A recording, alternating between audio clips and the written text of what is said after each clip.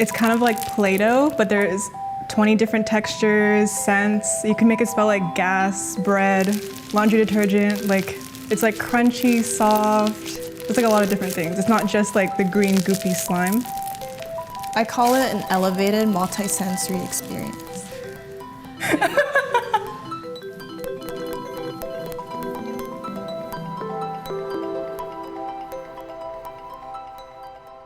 So look at you only, not the camera at all? Yeah, you can just pretend they don't even exist.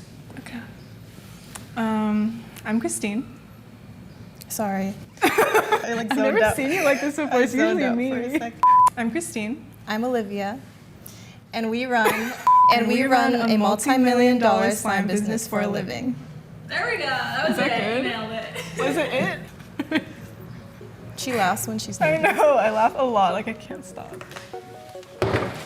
In the beginning, I only had like 2,000 in my account, and I was like, is this enough to start a business? I honestly thought the slime trend would end every single year because it's just like so random and so niche, but it never ended.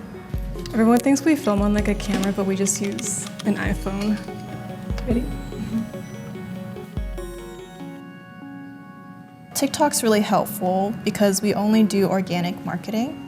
All of the traffic that comes to our website is from social media, TikTok, Instagram, and YouTube.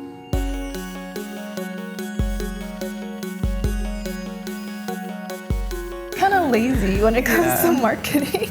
Like we don't want to deal with paid ads. We don't want to deal with like email marketing or like an agency or whatever. We tried both and they just like, it's not worth it.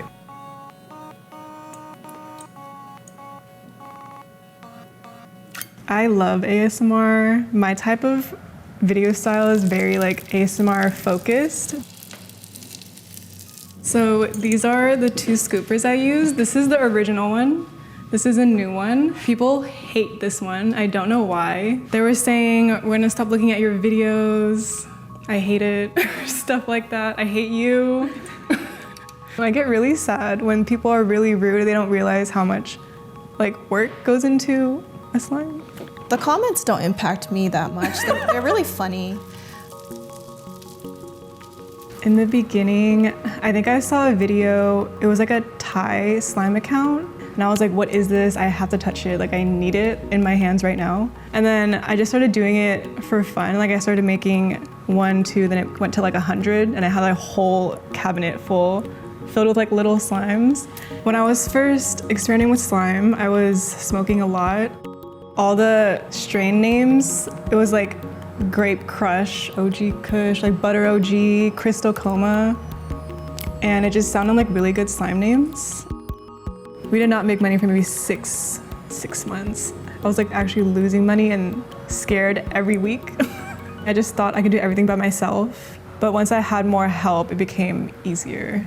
So this is where we make the slime. This is Natalie and this is Anna. They're our slime chefs. They make all the slime that we sell. This slime is called 444. It's for the angel numbers restock. The base materials basically just consist of glue, activator, which is made with borax and water. And the final texture is gonna be what we call a drizzly icy. We basically use instant snow and water, and it creates like a fluffy cloud-like texture. And this one's scented white sage and lavender. Every week we make, in total, it's almost 200 gallons of slime that we both have to take responsibility for. I like decorating things kind of weird, and I saw these car eyelashes and thought they would fit perfectly. There used to be an eyeball right here, but it fell off. It's our first big mixer. Like it was really like our first big purchase. It was this mixer. We have 14 employees. We just moved into a 11,000 square foot 2-story warehouse. Coming from my tiny room to this space is honestly like, it's insane. I don't think I've processed it yet. This is my first real office ever. Before we didn't have any space. Like I didn't even have a desk. Like me and Christine were sharing a desk in a corner. Everyone was just super squished and we literally couldn't make any more slime. This is Lauren, our warehouse manager. She's in charge of this whole space. We buy a bunch of different add-ons to add to our slime. Like there's plastic little round beads. These are made of styrofoam. We use different types of gravel and rocks, pom-poms. Our big thing right now is finding like realistic mini objects. Like we have tiny miniature candles, which you can light, tiny notebooks, like you can write on them too and everything. This is from our rug restock. They're like dollhouse accessories. And this is where all the packaging happens. This is our packaging staff. They're working on packaging the actual bases, putting the labels on, as well as making like the tiny sprinkle bags. We like to have warning labels on here because people say that they want to eat the slime. And we clearly say do not eat. Every week we restock new slimes, and this is just a board with some packaging details, like what needs to be prepped, the new slimes. These are from our baking restock. We have sourdough starter, salted butter, tinfoil, berry compote, and our mini baking bundle, Which has eggs, brown sugar, and almond flour.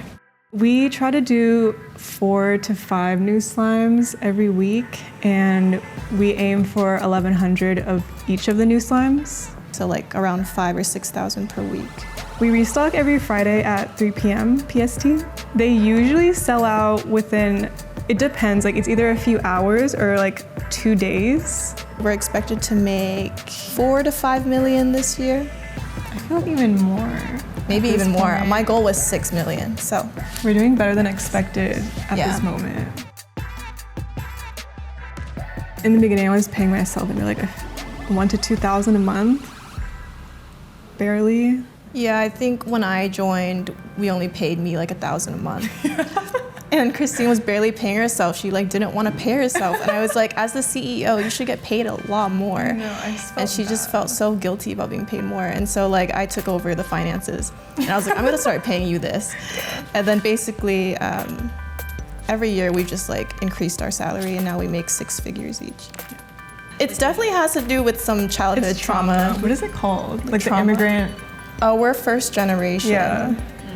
It's like imposter syndrome or something. Yeah, we have a lot of imposter syndrome, and I feel like there's some trauma behind why we feel like we don't deserve everything that we've built. We think the money should go towards our employees first before we take more. And we always make sure that they're making enough and they're getting their bonuses and raises before we give ourselves a raise.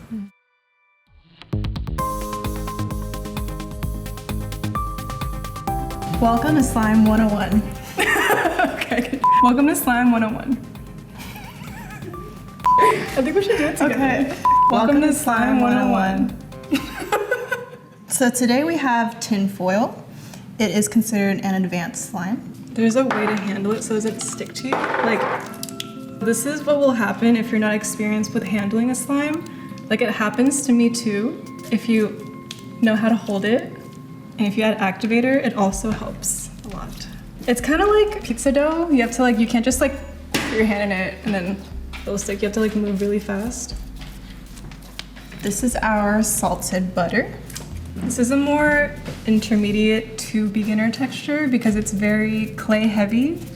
And for some reason, clay makes slime less tacky.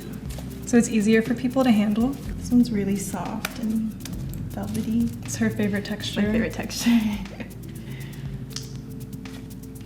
I don't think slime is a forever business for me because it's so much harder to sell than any other product, in my opinion. But I'm very grateful that I get to like express my creativity as slime. We've never thought of it as a forever business, but every year it continues to surprise us because new slime trends come out, and then it keeps gaining popularity and like newer people are interested in it, and so it just keeps going.